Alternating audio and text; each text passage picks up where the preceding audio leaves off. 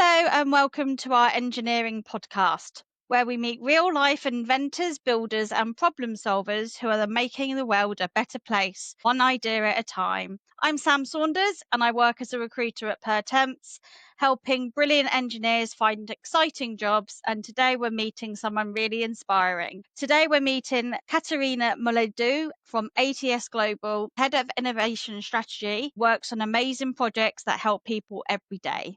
We're going to find out more about you, Katerina, and how we can make engineering look cool for the future generation of engineers. So, first of all, tell us a fun fact about yourself, Katerina. Well, thanks for having me to start with, Sam. Appreciate it. Thank you for the kind introduction. Fun fact, probably when I just think that everybody was surprised with that. When I first started my role as an engineer, in my handbag, you normally find the usual things, keys, phone, maybe a lipstick, but also I always had a vernier caliper with me, a set of Allen keys and a screwdriver. And every time I would open it up within like a factory shop floor, people would be like really surprised. Why are you hanging around with this stuff?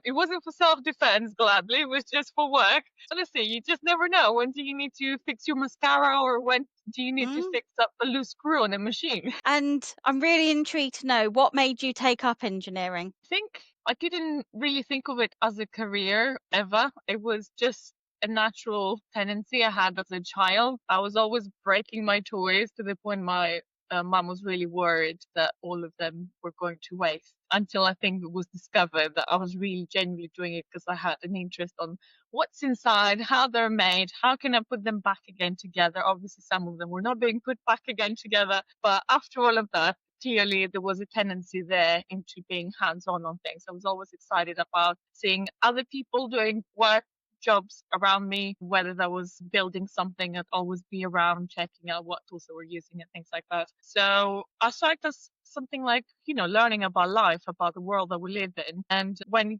time came, I thought that this was really probably something I was keen to explore. Not that, again, I knew that I definitely wanted to be an engineer. It's just something that you're taking with hesitant steps, step by step, and then you're just getting more and more into it. Yeah, so you talking about wanting to be an engineer as a child is really refreshing to hear because, as we know, at the moment we are struggling in the engineering workforce. What kind of advice would you give to someone at a teenage age or a child as such who are considering different options as a career but not considering engineering? What would you say to them to encourage them to get into engineering? This is generally a huge problem, and it was a problem even when I was at uni, especially with the gender disparity that we're facing. We're about 6 girls in my class, and by the end of the year, we became probably 4 of us. So it was just like these rare unicorns you would see in engineering. But really, I think what young kids need to see about engineering is that it's so versatile. You can do so many things, and even now, especially with the newest technologies,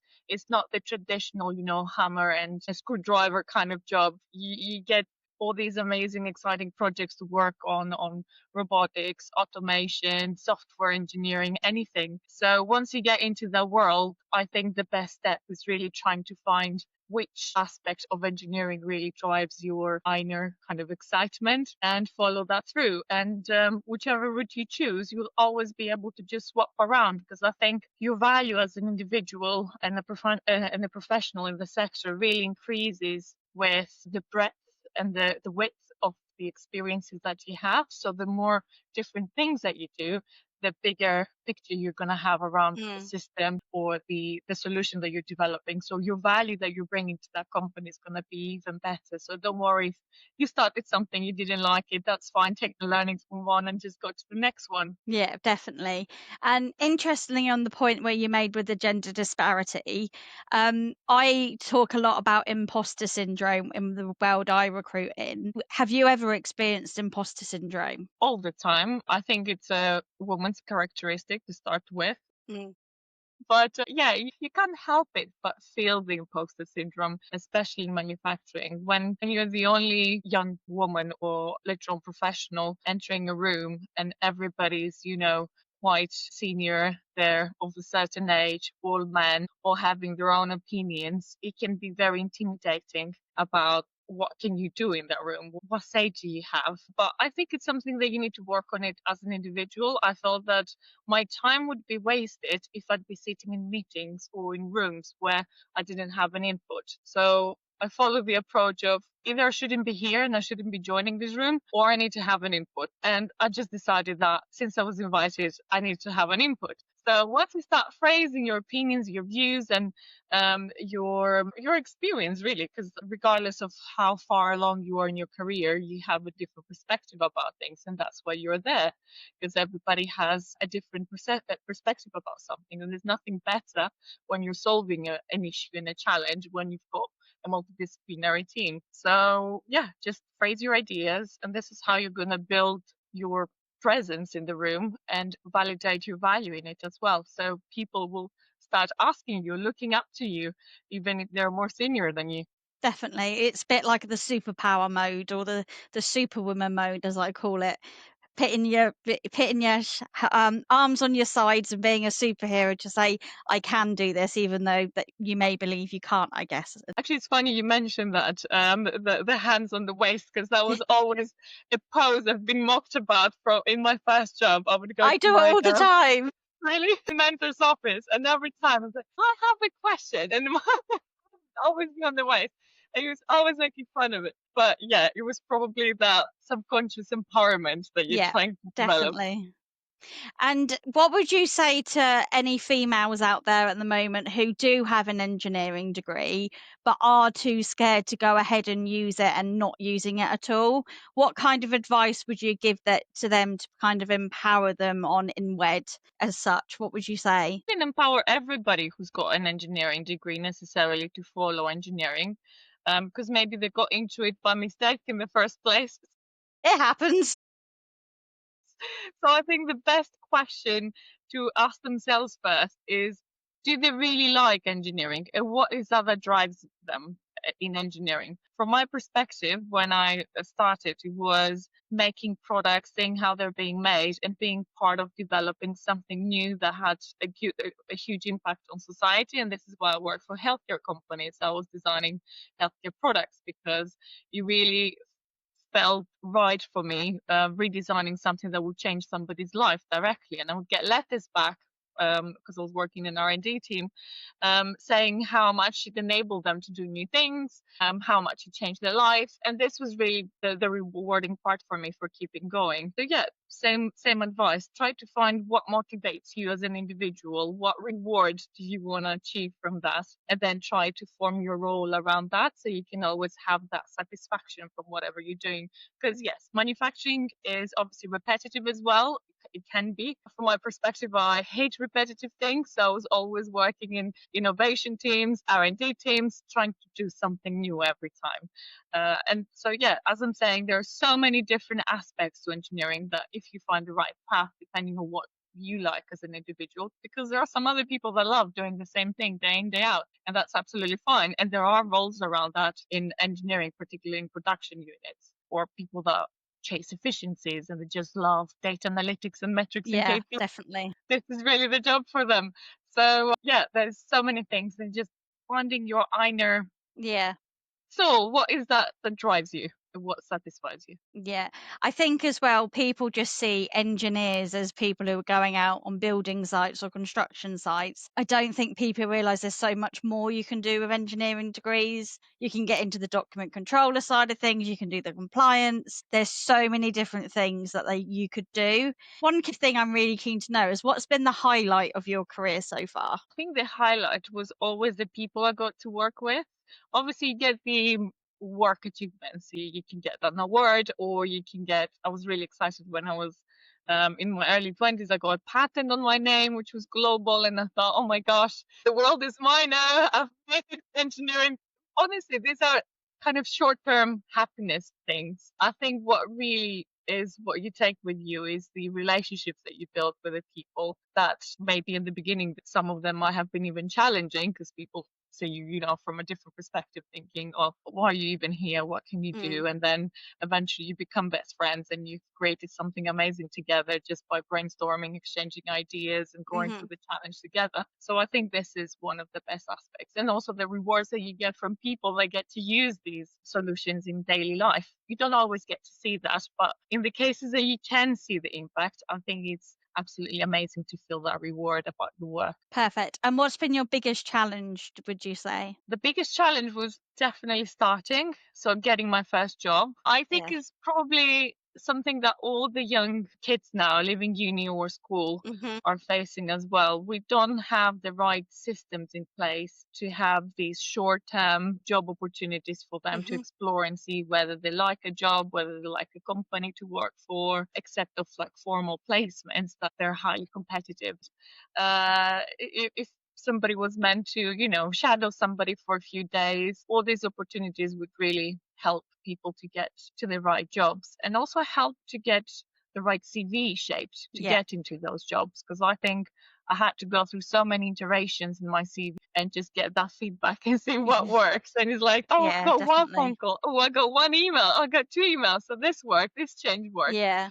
So yeah, I think that was the most challenging bit. Once you're in it and you have credentials about the work that you've done and where you have worked and the time and things like this, it's becoming a lot easier. Yeah, definitely. I think as well, there's so many options around for people to take these days. There's almost too much because you don't know Mm. which one's the best for you. And there's so many candidates out there looking for the same opportunities. Where do you see your opportunities going? Where do you see yourself going in the next few years? Well, even if I answer that, probably I'll be going a different direction in a few years. And this is why I never really liked, you know, setting a long-term solid Like strategy or 5-year what I want plan. to be. Yeah, exactly. That was one of the worst questions somebody could ask me in interviews when, especially I was starting out. 5-year plan? I had no idea what was my 5-year plan. And now I think my plan is just following my gut instinct and doing things that educate me, things that I can learn more things that satisfy my inner needs for rewards or whatever that is by reward. I mean, what kind of feeling do I feel around this work? Would it feel like I work with a great group of people? Do I feel like I had a huge impact on society? This kind of benefits of how do you feel around it? So yeah, if I think that was one of the things I was always following as a strategy. I didn't like anymore what I was doing. I wouldn't stay anymore doing it. I would just change. Exactly. And I got that feedback from quite a few colleagues that they admire the fact that I just don't wait. And sometimes I was told that I just go too fast for I certain get things. told that a lot. I go too Yeah. fast and don't slow down enough. I get told that. I mean, if that's your speed, I think it's absolutely fine. Everybody's got their own tempos, isn't it? Exactly. And finally, what are you going to be doing to celebrate International Women's Engineering Day? Are you doing anything exciting? If there are any events usually that involve getting together with other amazing women in the same Hmm. sector, I find them very motivating because you don't normally get to see them on a daily basis everywhere. And then you go to one place and you see all of them. You're thinking, where on earth are all these women on a daily basis? So it's really brilliant to just make new contacts, Yeah, catch up with old definitely. contacts, and exchange a few ideas. And the other aspect I try to do, because I work remotely as well, so everything is kind of evolving from online interconnections, is try to find an individual who needs that little bit of help, either reviewing their CV or giving them some advice about what job they should follow, Hmm. regardless of gender or anything. It's just you know, anybody who's struggling, and there are quite a few people that are struggling. So Yeah, I would definitely. suggest anybody that can spare that 1 hour to do so, because it would have a huge impact on them. This year you can say you took part in a podcast. There you go. That's something off the bucket list that you've done. So would you like to add any closing thoughts to anyone who may listen to this? When it comes to engineering, I think the key points to remember is finding what drives you the most. What is that you want to be known for as an individual? Or do you want to be known for making the best cars, the fastest cars, or saving people's lives? You know, all these superhero statements. set your superhero statement and then see what role could enable that, because you can literally become anything. And I think there's nothing better than seeing people achieving their dreams and kind of getting to these milestones that they always felt like they couldn't do. From my perspective, every time I was feeling a little bit insecure about my next steps or my current situation, I would put myself backwards and I would think 5 years ago, the 5 years ago me, would I see myself being here today and what would I think about it? And every time the answer was I couldn't even imagine I'd be here today, and I would think it's amazing, and that probably is just like some story out of a movie, and that's not realistic. So that also helps you to evaluate and have that There you go. reconnection with what you have achieved, because you're kind of running, and you feel sometimes you only see like the roadblocks in front of you without realizing the efforts and the achievements that you have Mm, accomplished before. So doing that exercise and thinking my 5-year-old self, what would they think about me today, might really help in lifting your mood and making the right decision for what yeah. somebody's planning to do next. That definitely can be quite a humbling experience as well, especially on the day when you're feeling like, what have I achieved? So that, yeah, that definitely is some humbling advice. So obviously, really want to thank you for today for coming along. I know you must have a very busy diary. Huge thank you to you, Katerina, for joining us to celebrate International Women's Engineering Day. And more than anything, providing insights and experience to our future generation of engineers, or the engineers out there who don't quite know what they want to be engineers yet, but can be an engineer. And more than anything, making it sound an exciting career choice. We need more engineers. I've got endless vacancies for engineers at the moment. We definitely need more to get involved in the engineering age. But until next time, keep championing the change and breaking the barriers. And it'd be great to connect with you and see how you get on in your journey. Thank you very much, Sam. Thank you for having me. And I can only wish good luck to anybody who's listening to this, and to just chase their dreams and make it happen. And look back in 5 years and have that humbling experience. Exactly, exactly. Perfect. Well, have a lovely rest of your day and I'll speak to you soon. Thank you, Thank Sam. Take you. care. Bye.